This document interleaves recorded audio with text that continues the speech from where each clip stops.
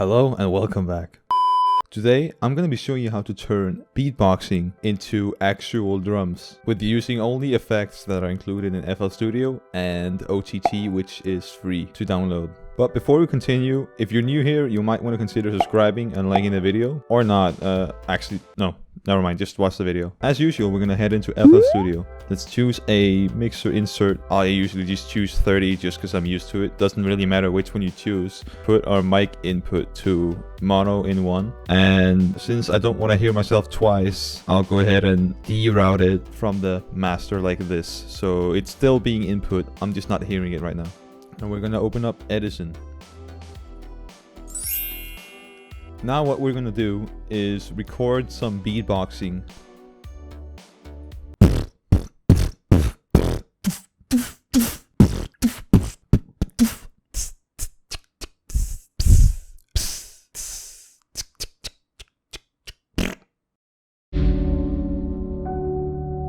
The secret sauce you've been looking for is here. Instantly add new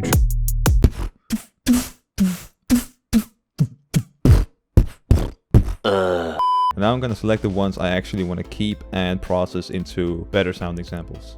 To be able to hear from this insert again, you need to have it selected and route it back into the mixer like this, and just turn off your mic input, put it to none. And now we can hear.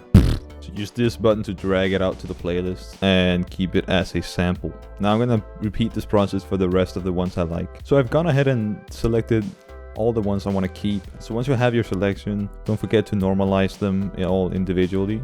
And this is what we have right now.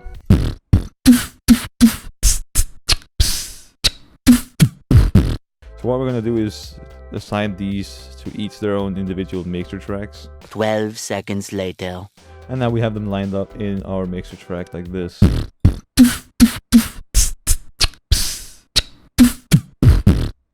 So I've lined them up, they each have their own track instead of all being on the same track. And I can just right click any one of these to select which one you were working with. And let's start processing this.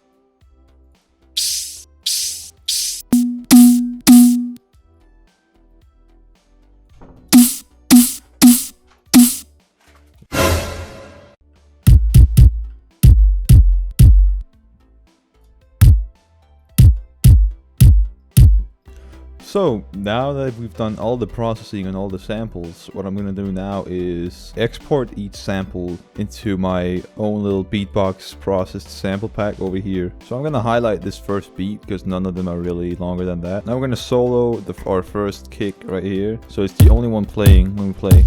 And we're gonna export it as a WAV file. I'm gonna export this kick 2 into my kicks folder, and then we're gonna solo the next kick, do the exact same thing, except this time calling it kick 3.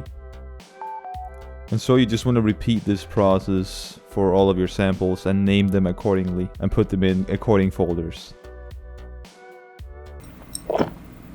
So to demonstrate the difference between the raw samples and the processed samples, I've laid out a beat here with the first half playing with the raw samples, and then the second part of the beat plays with the exact same samples but with the processing. And this is what it sounds like.